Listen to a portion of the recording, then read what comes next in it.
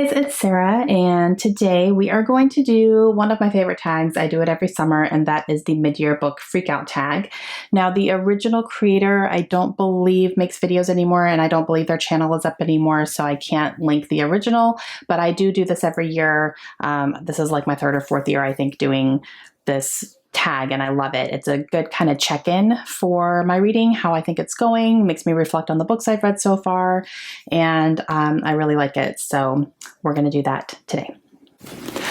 Okay, so question number one is the best book that you've read so far this year, and I have a couple, but if I had to choose just one, it would be Beach Read by Emily Henry. This was my favorite.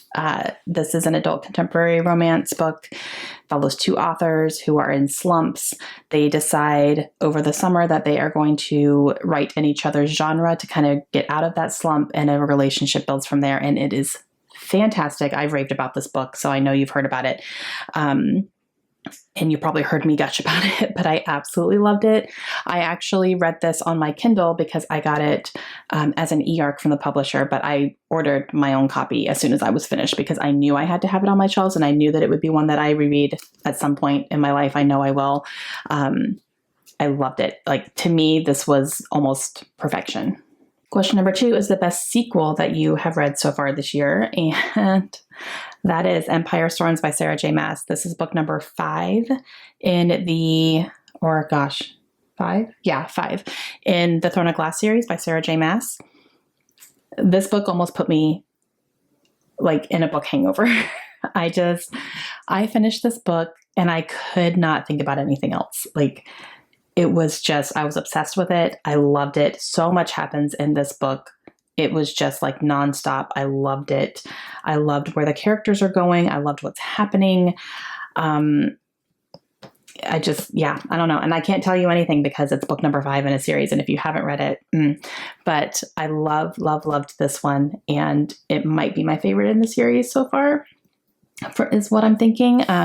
But yeah, I finished this and I didn't even want to talk about anything else for almost a week. It was just so good. Question number 3 is a new release that you haven't read yet, but you really want to. And I'm going to keep on going with Sarah J. Maas because that would be Crescent City. And this is the first book in the House of Earth and Blood series. I think I don't know like how it's worded. It's Crescent City, House of Earth and Blood. So I don't know if it's like the Crescent City series and then House of Earth and Blood is a title. I don't know how it goes, and no one has been able to explain it correctly. So that's what it is. I want to read this so badly. I've heard really, really good things. This is more of an urban fantasy versus like a high fantasy. So it's going to be a little bit different for her, but I'm really excited. And this is adult as well, which I'm very excited about too. And I just really want to read it, but I want to finish Throne of Glass first. So I have 2 more books in the Throne of Glass series to read, and I kind of want to finish that first and, kind of get that whole story first before I go into this one. They don't connect at all. They're completely different, but I don't know. I want to finish Throne of Glass first and then go into this one. And plus the sequel for this isn't supposed to come out until late next year. And I'm kind of like, ugh, I don't know if I want to read it too early and then, forget half the things that happen when a sequel comes out. So I'm struggling with that too. But this did come out earlier this year. I pre-ordered it. So happy I have it, but I haven't read it yet. Question number 4 is, what is your most anticipated release for the second half of the year? And for me, that is Hollowpox.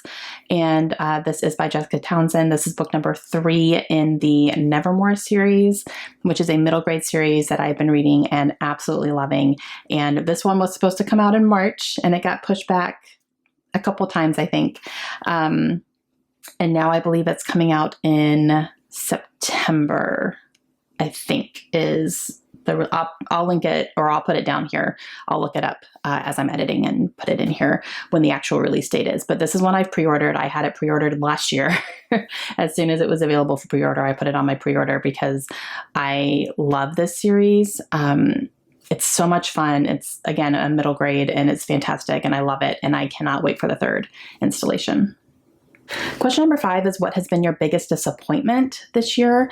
And that one for me is In the Woods by Tana French. I just read this and I really thought I was going to love that book, but I didn't. And I actually unhauled the entire series. Yeah, it was very slow. And sometimes I don't mind a slow read, but this time I did not like it. I lost interest a lot. And then when it started getting interesting, I was a little bit confused because I had lost interest. So I probably wasn't paying attention all that well. And yeah, I don't know. I did like the way that I liked the way that it ended. I liked, the reveal and who it was and, all that stuff. I did like that. But for most of it, I was a little bored. So yeah, that one would have been a 5-star prediction for me. And I didn't really like it at all.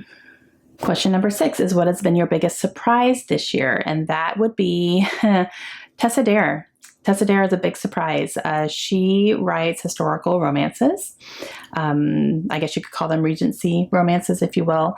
And I picked the first book up in her, I think it's called Girl Meets Duke series. There's 3 out right now. Number 4 is coming out next year, I believe in January. Number 4 is set to come out. And I checked out the first book from my library on Kindle and thought I would give it a try because I'd heard people talk about Tessa Dare before and that she was really good. And then I saw Reagan from Peruse Project read that particular book. And the first book is called The Duchess Deal. And she loved it. And she was just raving about it. And she binge read, all 3 of them, all the ones that are out. And so I was like, okay, I'm going to check this out just to see. Maybe it's something different. I never read historical romances, but a lot of people have been reading them lately and actually finding some good ones. So I thought I'd give it a shot, and I was obsessed with it. I loved it. And I gave it 5 stars. I thought it was great. I could not read it fast enough. I love the banter that goes back and forth between the two main characters. And it was just, I don't know. It was set in the past, but it was enough of modern kind of banter back and forth that it really kept me interested and kept me laughing. And I don't know, I ate it up. I loved it. So is it like the best book I've ever read? No, but it was a lot of fun. And I gave it 5 stars because that was my experience reading it. And I read the first 2 books. And then I am currently on hold for the 3rd book from my library. So as soon as that comes in, I will be reading that one too, but just so much fun. Number 7 is favorite new author, and this can be either a debut author in 2020 or a new to you author, an author that you've never read from before. So for this one, I'm going to go with Rachel Caine, and Rachel Caine has written a couple of series, I believe. The one that I started with was Stillhouse Lake, and that is, I believe, oh gosh, how many are out? I think there's 4 out right now. If number 4 is not out yet, it's coming out soon. I have it from NetGalley, so it's either already out or it's coming out this year. And then there is a number 5 on the way too, I think. So yeah. But I read the first one called Stillhouse Lake, and it was really good. I ended up giving it 5 stars because it was very unique, and it's following the family of a serial killer, and you go through discovering that he's a serial killer, and they discover that he's a serial killer. They had no idea that he was like this, and he did heinous things to women. Like, oh my gosh, it was so bad. And he's in jail. And then, so you're seeing his family surviving that basically, and the fallout that they are experiencing because of that, because, big serial killer makes national news, all the things. So you follow his family trying to live their lives as peacefully as they can, but that's really hard to do. It was fantastic. I loved it. It was thrilling. It kept me interested the entire time. A lot of things happened that I was not expecting. The way that first one ended was great, and I'm really excited to go into the second one as well. So I do plan to read as many of those books this year as I can. I really do need to get onto the second one. But yeah, I would say Rachel Caine because it surprised me how much I really enjoyed that first book. Question number 8 is, who is your newest fictional crush? And I don't always answer this one because I don't usually have crushes on books or book boyfriends or whatever, I'm 41, I'm a married woman. I don't know. But I will say Leon from the Flatshare was adorable, and I loved him. I really did. So if I had a new crush, it would be Leon from The Flatshare by Beth O'Leary. he was just adorable. And I really, truly just loved everything about him. I thought he was just so sweet, and he was smart, and he had a good head on his shoulders, and he didn't make really stupid decisions. And I appreciated that. Question number 9 is, who's your newest favorite character? And for me, that's going to be January from Beach Read. She's our female main character in this book, and I loved her. I thought she was funny. I thought she was strong. I thought she was brave and also vulnerable at the same time. You know, you really see her go through a lot of things in this book, and she's not afraid to, you know, show her feelings. She's not afraid to cry when she needs to, and she's so funny. I want to be her best friend. So that's why she's definitely my new favorite character. Question number 10 is a book that made you cry. This is another one that I have to skip sometimes because, guys, I have a heart of ice apparently, and I don't cry in books very often at all. If I'm crying, there's a big reason for it. But there's one that got me. There's one that it got me. I wasn't sobbing. I didn't have tears streaming down my face, but a tear or two it came loose. I had to wipe my eyes on this one, and that is The Love Story of Missy Carmichael by Beth Morrey. So I won't say why, but something happens in here that really got me, and I had to get a tissue. Okay, so the next question is a book that made you happy. I could very easily go with Beach Read, but I'm going to go with something a little darker. I'm going to say Blindsided by Karen Slaughter.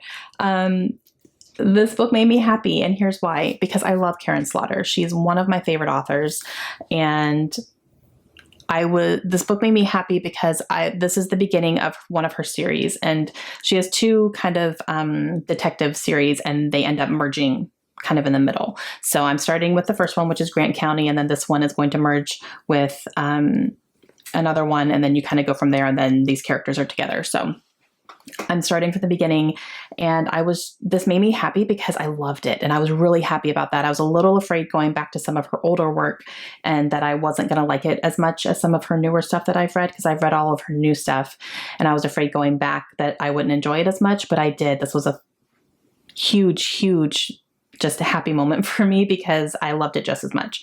So it kind of just solidified that she's definitely one of my favorite authors, including her older stuff. So definitely this, but it's hard to say it made me happy because, of course, this is Karen Slaughter. It's dark, it's violent, it's brutal, but I loved it. Question number 12 is, what is the most beautiful book you have bought or received this year? And for that, I'm going to say the Wildwood trilogy. This is by Colin Malloy, and this is the first book, and I have all 3 of them, and they all look very similar with the aesthetic, all that. The backgrounds are a little bit, the colors on the backgrounds are different on each one, but it's the basic same, just gorgeous. I love this book and the whole trilogy and how it looks, and it's gorgeous and it's middle grade. I have no idea even really what it's about. I literally bought them because they were beautiful, and I do plan to read them at some point. But I can't look. They're so beautiful. I literally just stare at them on my shelves, and I'm just so happy. And the last question is, what books do you need to read by the end of the year? And I always say all of them. But for this year, actually, I need to read series. I need to work on my series because I do have a goal this year to read 20 series in 2020, whether that is binge read them, finish them, catch up on them, whatever the case may be with certain series. I want to read up to where I can't read anymore because there either are no more or there's no more published yet. And I'm not doing very good on that goal. I have started some, and I have read, started catching up on some, but I haven't finished anything yet. So that's definitely something that needs to be a priority for me in the second half of the year, is to get some of these series off my list. So that is my answer. Okay, guys, that is it for me. That is the mid-year book freakout tag. A lot of people do this tag kind of around this time of year, sometime in the summer, kind of a halfway point in the year. And I've seen a few going around, so I've been really enjoying watching those. And it's one of my favorites to do. It's just a good check-in, kind of reflecting on what you've read so far and what you want to read for the second half of the year. I think it's kind of a good landing point in the middle of the year. So I hope you guys enjoyed it. Let me know if you guys have any questions at all, and I will see you again very soon. Have a great day.